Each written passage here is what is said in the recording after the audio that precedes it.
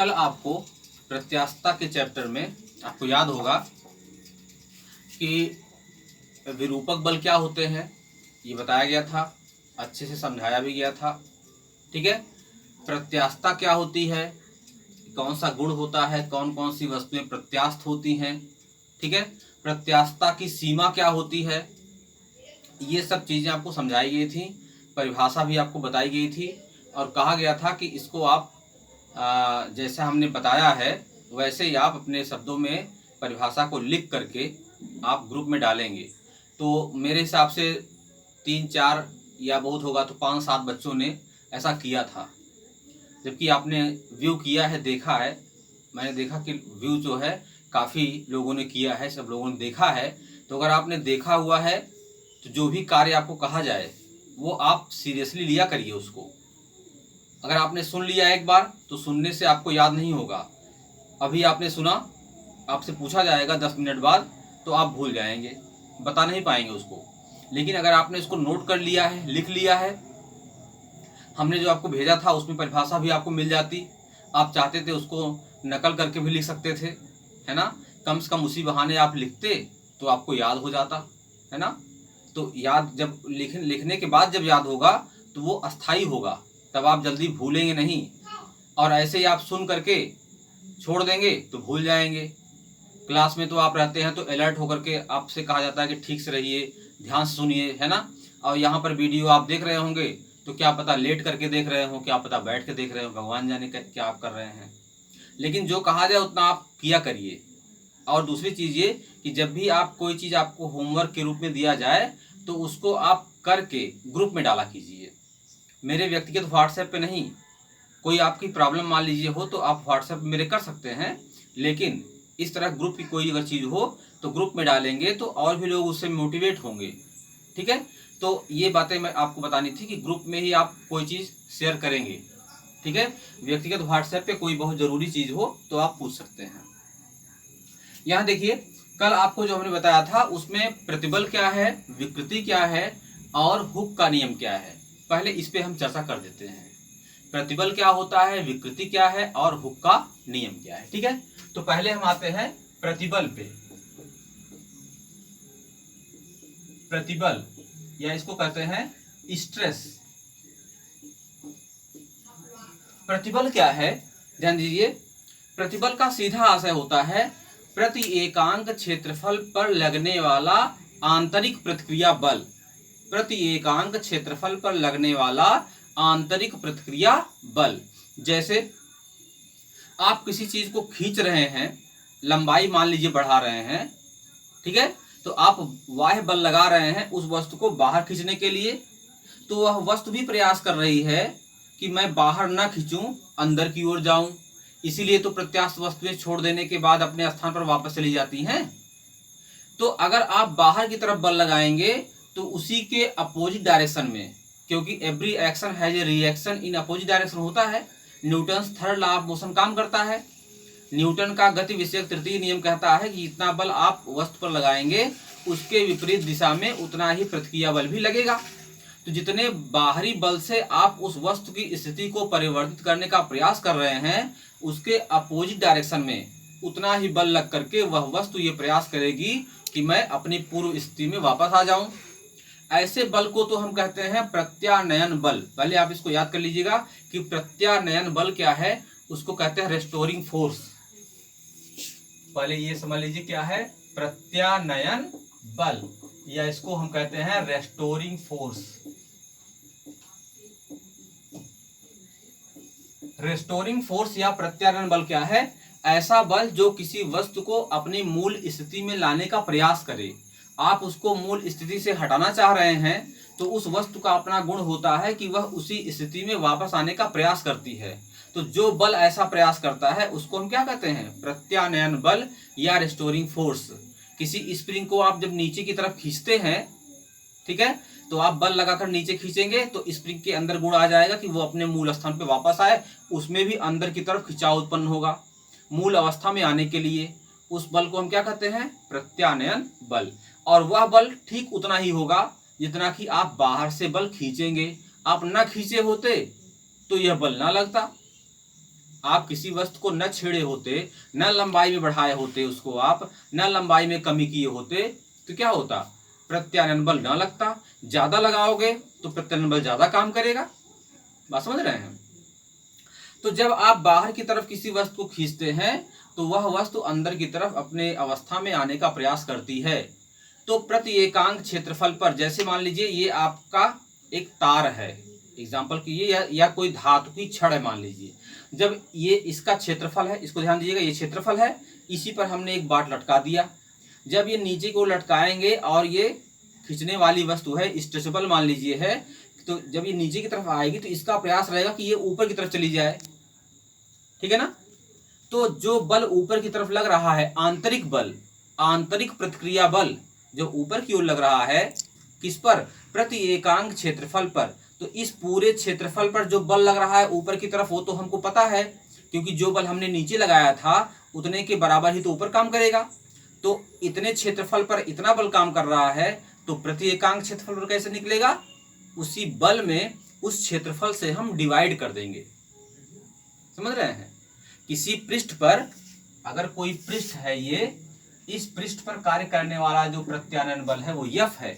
एक चीज ध्यान दीजिएगा, ये आंतरिक प्रतिक्रिया बल है, मतलब किसी वस्तु पर जो अंदर की ओर बल काम करता है उसी को प्रतिबल कहते हैं। कभी कभी लोगों में भ्रम हो जाता है कि प्रतिबल जो है बाहर वाला बल है, बाहर वाला बल नहीं है, ये अंदर वाला बल है। तो बाहर वाला जो बल है F, इसी के बराबर काम करेगा प्रत्यानयन बल अंदर की तरफ। इसमें अगर हम क्षेत्रफल से डिवाइड कर दें, ठीक है, तो इसी को हम क्या कहेंगे, इसका नाम क्या है, प्रतिबल।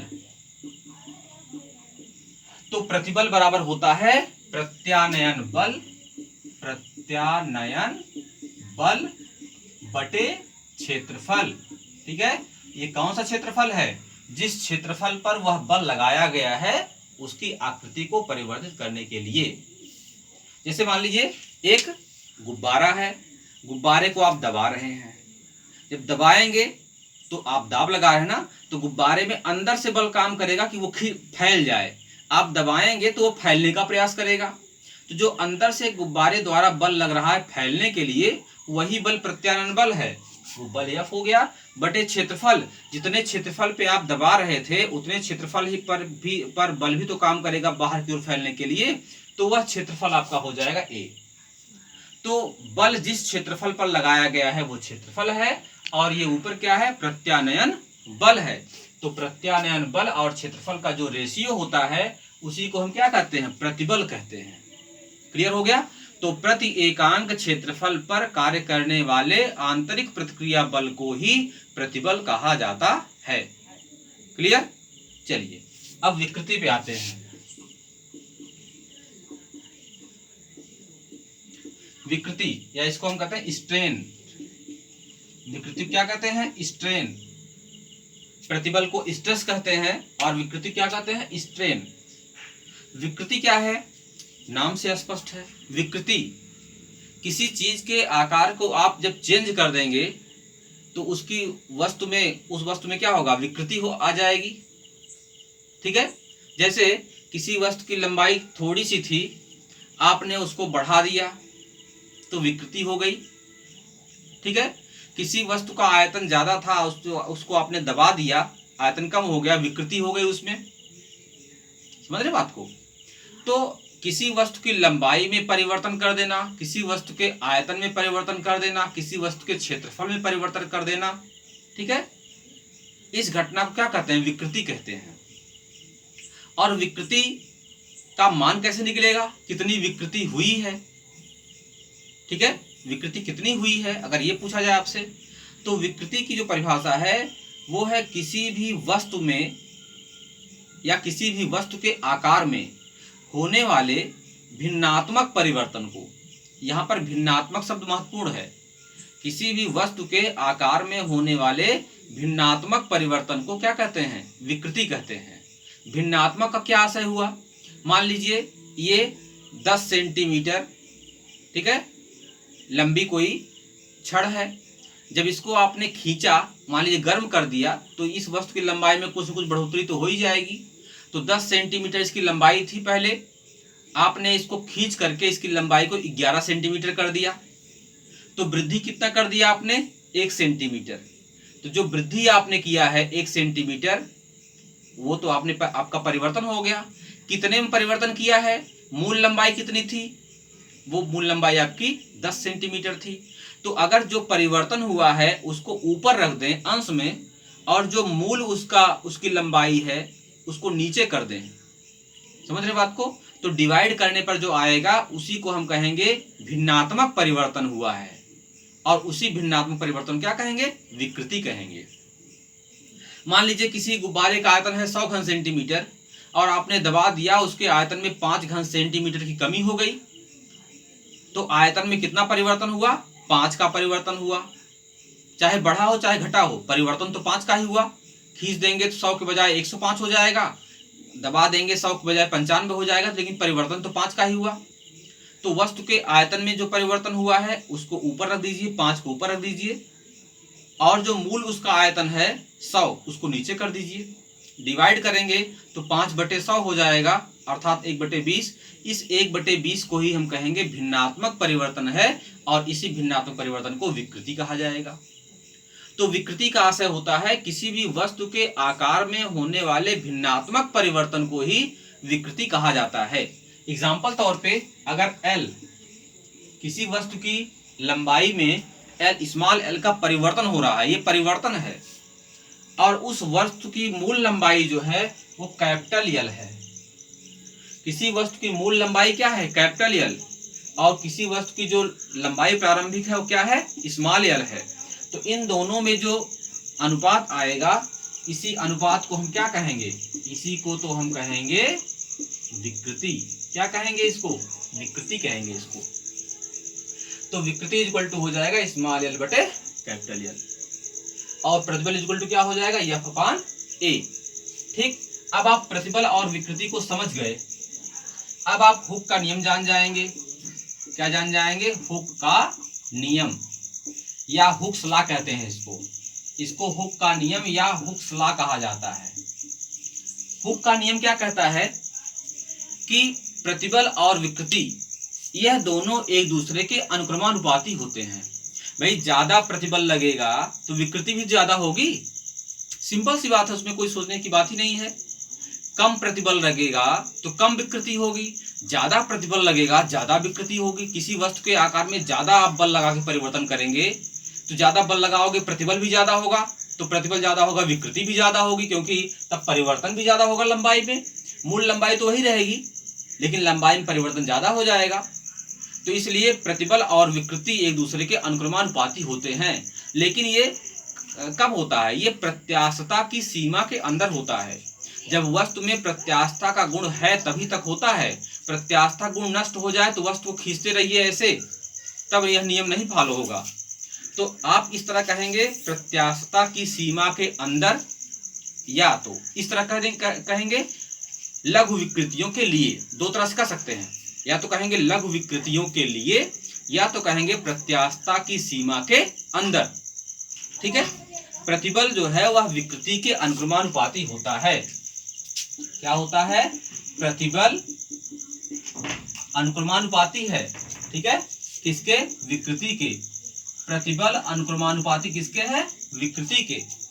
हुक ने बताया कि लघु विकृतियों के लिए अथवा प्रत्यास्थता की सीमा के अंदर प्रतिबल विकृति के अनुक्रमानुपाती होता है। और जब इस अनुक्रमानुपात के चिन्ह को हटाएंगे तो आपको यहाँ पर क्या मिलेगा? एक कांस्टेंट मिलेगा। जब भी अनुक्रमानुपात के चिन्ह को हटाया जाता है तो एक कांस्टेंट मिलता है। तो क्या हो जाएगा? प्रतिबल बराबर, है ना। अब यहाँ पर एक कांस्टेंट मिलेगा, उस कांस्टेंट को हम कहते हैं प्रत्यास्थता गुणांक। ठीक है, प्रत्यास्थता गुणांक गुणे विकृति। ठीक है ना। अब यहाँ पर जब पूछा जाए कि प्रत्यास्थता गुणांक क्या होता है, तो प्रत्यास्थता गुणांक बराबर हो जाएगा, प्रतिबल यहाँ पे है ही है, इस प्रतिबल में हम विकृति से डिवाइड कर देंगे। तो प्रतिबल बटे विकृति जब निकालेंगे हम तो क्या मिलेगा? प्रत्यास्थता गुणांक मिलेगा। अलग अलग तरह के 3 प्रतिबल होते हैं और अलग अलग तरह की 3 विकृतियां होती हैं।